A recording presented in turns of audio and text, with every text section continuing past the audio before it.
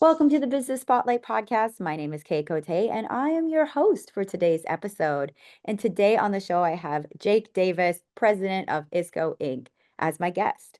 We're going to be learning about his business, his journey to business ownership, best practices that he's learned along the way, and some challenges that he's faced to give you that inside look to what it's like to run and operate a business. If this is your first time on our channel, be sure to like and subscribe to get notified when we drop episodes like this. Welcome, Jake. It's so great to meet you. Thanks for being on the show. Good morning, Kay. It's an absolute pleasure, and truly appreciate the opportunity and the invitation. Yes, well, I'm so glad you're here. Before we dive into all things business, I'd love to learn a little bit about you. So feel free to share a little bit about yourself. Sure. Uh, Married, happily married, 29 glorious years, two kids that are out there in the world. Excuse me, adulting. My daughter, Catherine, both live in Northwest Arkansas, both graduates of the University of Arkansas, and neither in the family business. We could probably cover that later, but both are adulting and real world jobs. My daughter works at a women's wellness center in Northwest Arkansas, and my son works for the University of Arkansas Razorback Sports Network. So we are empty nesters and love every second of it, and we just got to take care of the animals, three dogs and two cats. So they keep us hopping. So Oh, well, that sounds like a great family story, and I absolutely love that. Um, so let's dive into a little bit about the business. So, sure. how did you get started in ISCO? What was that? What was your was there an aha moment, or did you kind of start from the bottom? How did it work? Well, ultimately, I have to kind of go back to I didn't want to be in the family business. There was really no excitement for me to do this, and I think just growing up and living with my parents who were running our family business and just seeing I think the hours and the stress that went along with that. And I had my dad's brother was a veterinarian um, and recently retired. And just my love of animals, you can tell, seeing that we have five. And so I wanted to be a vet. That was kind of my initial goal in life, and took all of my high school prep kind of classes were um, in that world of science and chemistry. And but I got to my I think junior year, just in biology too was I just very a hard struggle for me, and kind of made that my aha moment was biology too. And the D plus that I got made the decision for me that say I might want to look into this family business. So I just kind of started tinkering within kind of sales a little bit, but also understand that I was that kind of probably a little annoying owner's kid that like to come out in the warehouse and bother the guys and gals, and ride on the forklifts and climb pallet racks and things like that. So it just kind of evolved into a situation where it was something that I started to like. I had done some summer work in the warehouse, and a little bit of knowing how to do certain things, and then my brother's probably a little bit jealous because I think he's 10 years older than me, and he worked much longer in the warehouse than I did. I kind of dabbled in it during the summer, and then a few summers, and then once kind of got into high school and college, got brought into the sales desk side of things, and that's kind of where it started for me, and just working with both my parents and my brother in our distribution business. And so it was really like I said, kind of that aha moment in my junior year in high school, and then the preparation of going to college. I went to a local small college in Liberty, Missouri, William Jewell College, and found myself struggling my freshman year because all these business classes that I was taking for my business administration major, all of accounting 101 and all this stuff was new to me and all my friends. It was just a review of what they took their senior year in high school. So it was just kind of, for me, the script was just flipped. I was preparing myself for a college years of science and chemistry and all that, and then it got flipped into balance sheets and business law and things like that. So it's just kind of a funny turn of events. And it, like I said, I'm been here 29 years plus or minus.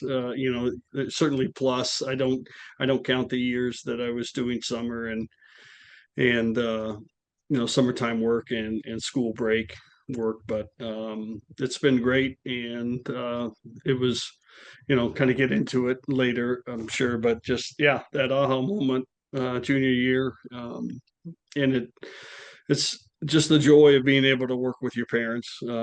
There's something to that, but it also presents challenges as well. Definitely. Well, thank you for sharing that story. I always think too, you at least you knew early on in the game and you were able to transition. So you've been working in ISCO for 29 Yeah. years.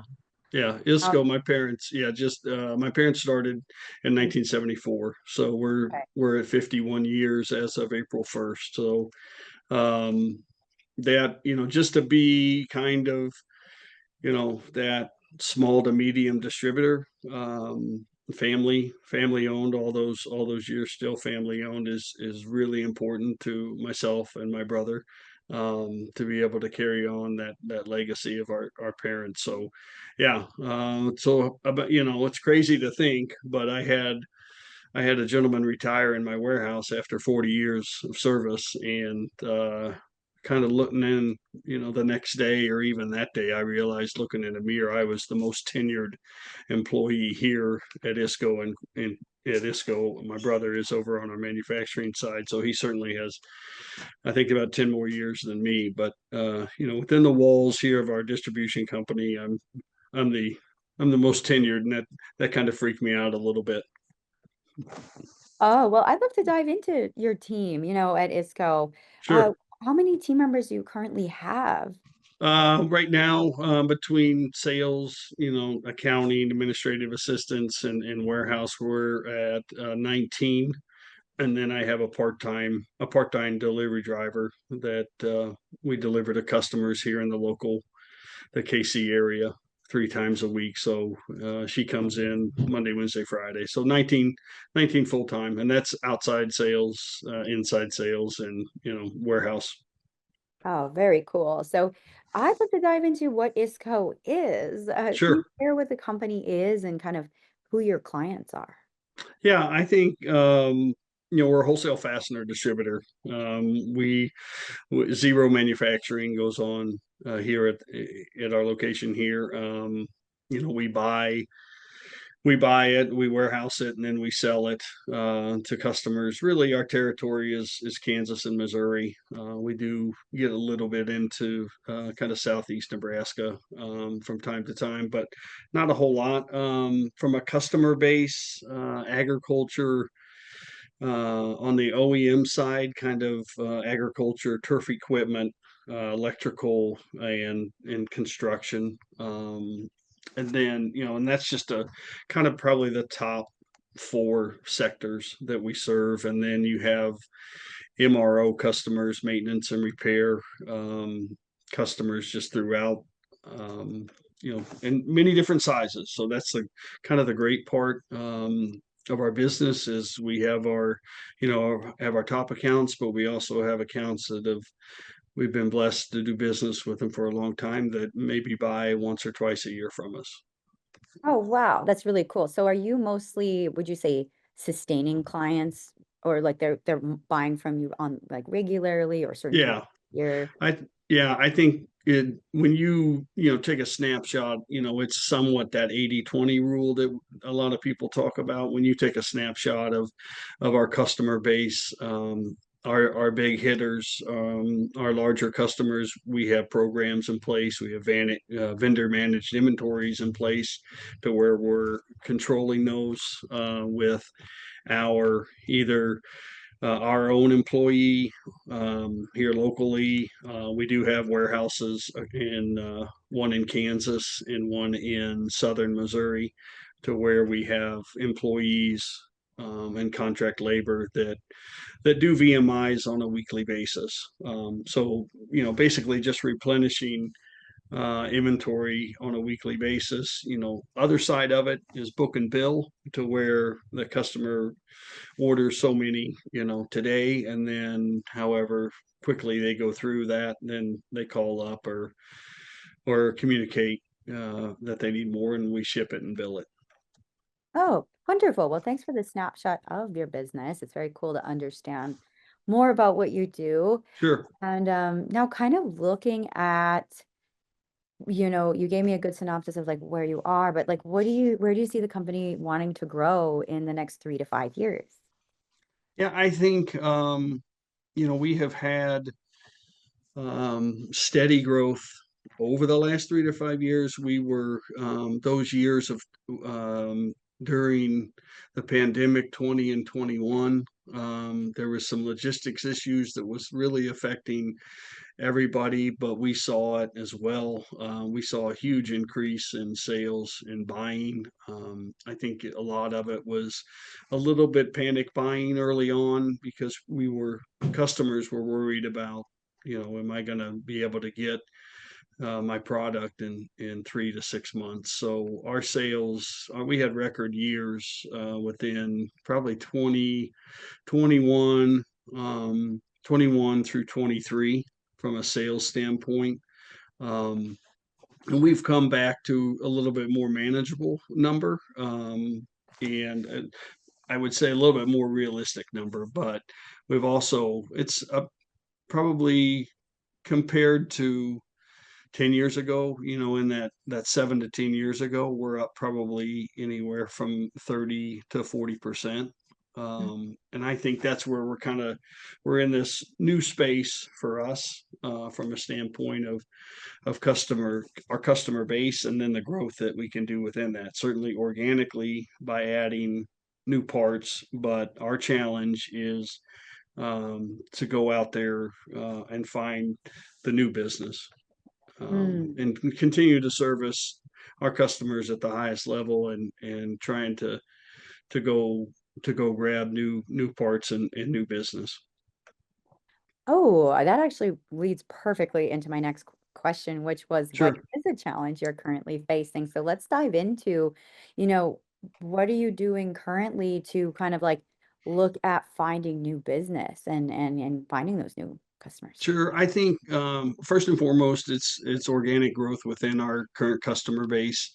Um, we certainly ride that, the roller coaster, and I kind of mentioned, the different sectors that we serve. If agriculture is struggling, then we're struggling, but we're also, in our 51 years, been tried to be very diverse, in our just who we sell to, from a standpoint of, um, we might be ag heavy. In the early 90s, we were ag heavy, but we still had that turf equipment sector, and we still do today. And ag has kind of went away, and we've been able to replace it. The aspect of it is we want to try and gain traction and new parts within the customers that we're currently doing business with, albeit, 50 years or months. It's just continue to build relationships and get that.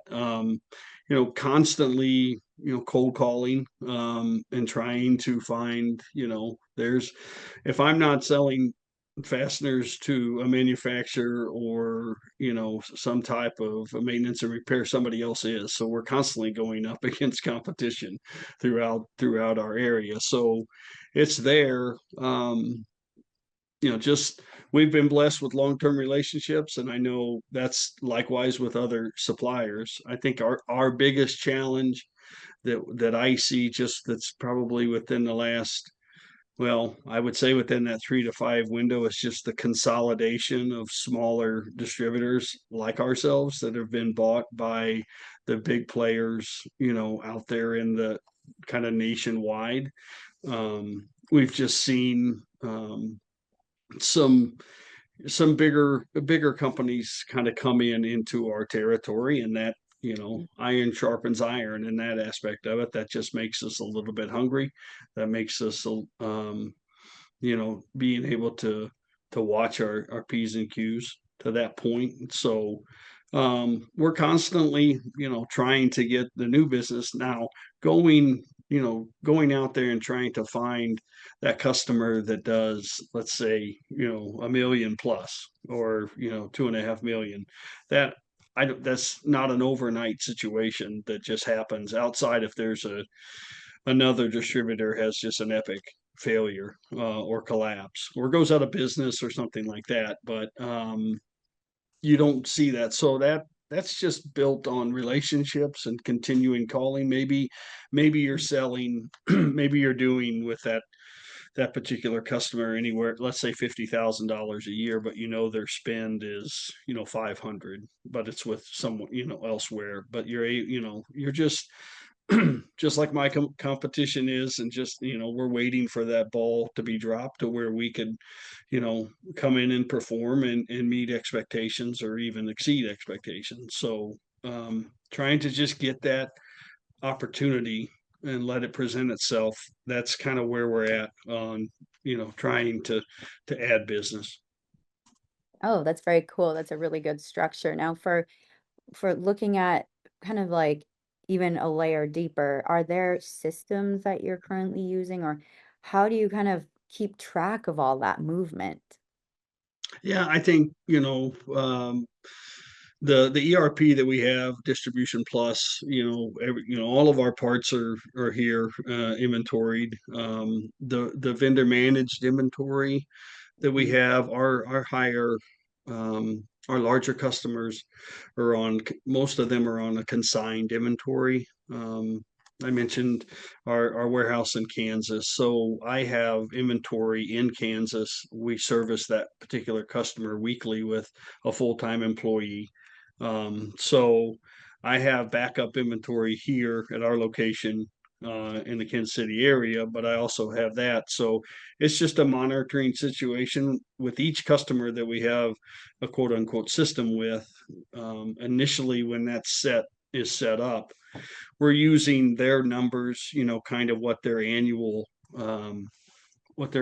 purchasing looks like on that particular part, to set up what we call a min and a max. So, you know, our job is to never fall below this amount, we want to be as close to the max. If it's 2,505, um, then we want to try and be there as close to those numbers. If 1 week we're at 5,000 and then we come in and there's only 3,000 there, then we bring it back up to five. And that's just everything that we figure out with, that particular customer as we set up that system. That's great. I love that. That's like a golden nugget for other businesses, even in other industries, to just know like Yeah, creating those systems for your clients. And sometimes on a customizable level is like gonna be one of the key factors to success. yeah.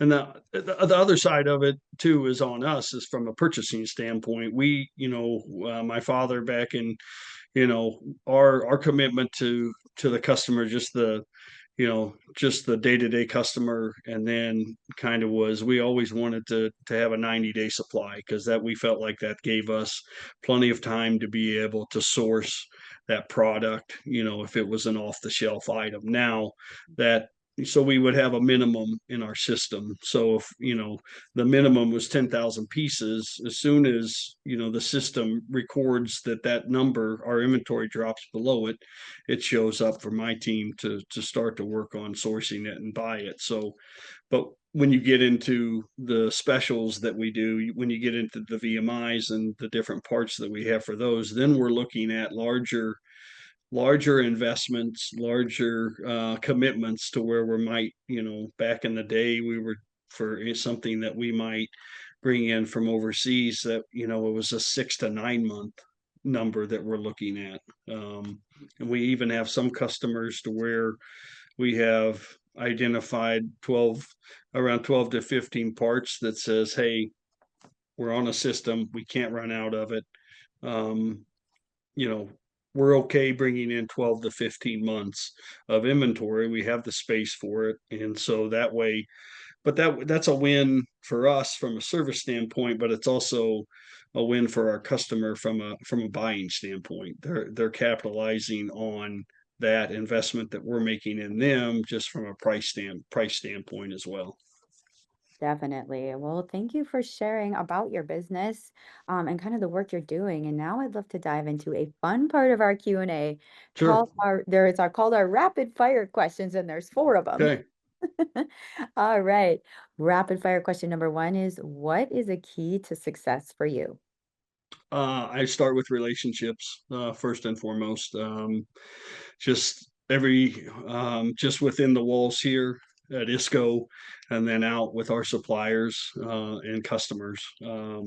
Being able to just continually grow those just helps us as a business, our success. I think humility, Mm, my faith plays a large part in that, and then just kind of the family culture atmosphere that I continue to try and drive here at the office.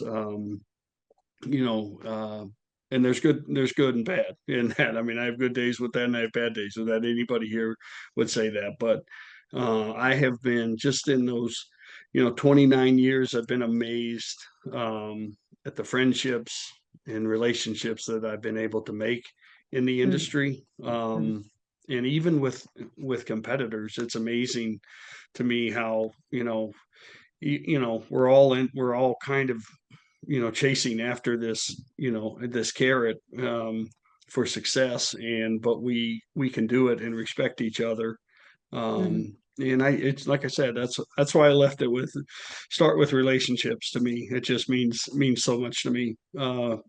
Regards to business, family business, taking, and it's cliche to say, you know family, but we really we spend so much time with each other, right? The aspect of it is truly, this is a second family for all of us here. Oh, I love that. And the question number two is, what is a piece of advice you have for other business owners? I'm sure others have said it, but just never stop learning. Just I want to get better at asking more questions. And then I think one of the best things that I've been able to do is just surround myself with a small group of business owners. I was able to do that maybe 6, 8 years ago through Dave Ramsey and Entree Leadership, and I still have. I know that there are men and women that I could call given a given situation, that I could bounce something off of and not have talked to them, in months. And just being able to have that accountability of, and we're all kind of going through the same thing too. So that part is, how you dealing with tariffs, right? So Right. just That's true. kick things around in that aspect of it. So yeah, to me, I just continue to try and learn, ask questions when I have them. Don't be afraid to ask questions if you Mm. have them, and then just the small group aspect of it's really important. Oh, I love that. That is so true, especially that accountability component. I think that's huge to finding success. So a Yeah, question for, absolutely. Yeah. yes. So question number three is, it could be a book, a podcast, an article, just anything that you've taken in that's resonated with you. Sure. Currently reading, and I would say it's one trait that I want to get better at. Leadership by the Good Book by David Stewart. Mhm. But I'm a big podcast guy. It fills up my office and car pretty much anytime, or if I'm mowing, I'm listening to them. So Entree Leadership Podcast has been one. John Maxwell podcast. I kind of have some fun ones in there as well. Yeah, so both of those reading. I really want to get better at reading. I have so many books on my nightstand, and my wife is, God bless her, she's like, I'm tired of dusting around those. If you could start to maybe work on that. So it's a goal of mine, but I'm not good at it. So It's a good goal though. it's a good goal, but I'm I with you need to on get that. better at it. I know. I've got a lot in my Audible right now, and they're just sitting there, and I'm like, Same I can thing. listen to podcast. I mean, I've Yeah, got my earbuds in, and why not? I know. And I pay him for it monthly, right? And it's just like, That's gotta funny. Well, maximize that return on investment for sure. definitely. And our fourth question is, if you could wave a magic wand and rapidly improve one aspect of your business, what would it be? I have both of our companies, both distribution and manufacturing, in the same building. We're separated by about 20 minutes, but we need probably close for manufacturing and distribution, probably close to 200,000 square foot for both. And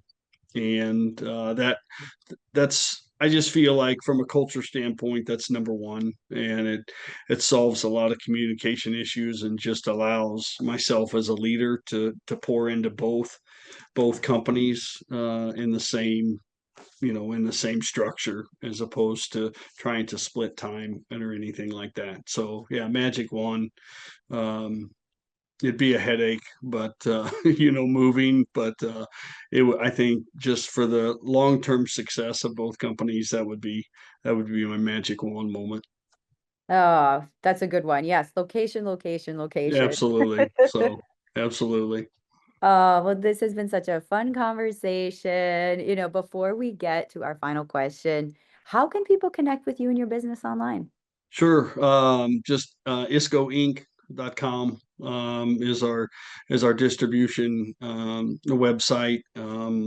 Sales at iscoinc.com for any type of inquiries. And yeah, those are the two. We're my both companies are on LinkedIn. Isco Incorporated, BTM Manufacturing, and I'm active on LinkedIn as well, trying to continue to get out there and promote companies and what I've got going on just in my networking space of this wonderful industry that we're in. Definitely. Well, thank you so much, Jake. For our final question today, Sure. what is most inspiring to you today? Oh, I think ultimately, I think there's a legacy aspect to it for my parents, and just to continue that on, that is with me every day, kind of when I come in. And also, I think my people inspire me.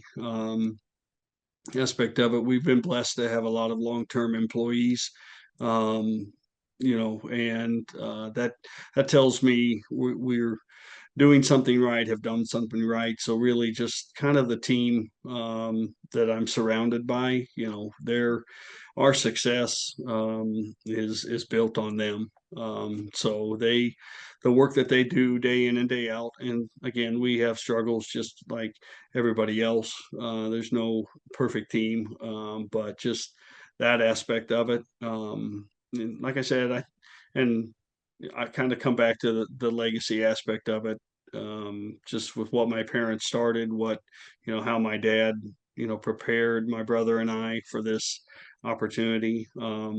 There's You can't walk in and not be inspired to continue on with it. There's not many family businesses out there that have been competing and doing this for the amount of time that we have, and the fact that we're growing and getting bigger just excites me even more. Well, I love to hear that. You've been an inspiration to talk to today. Thank you so much for being on the business spotlight. Absolutely. Thank you for having me, Kay.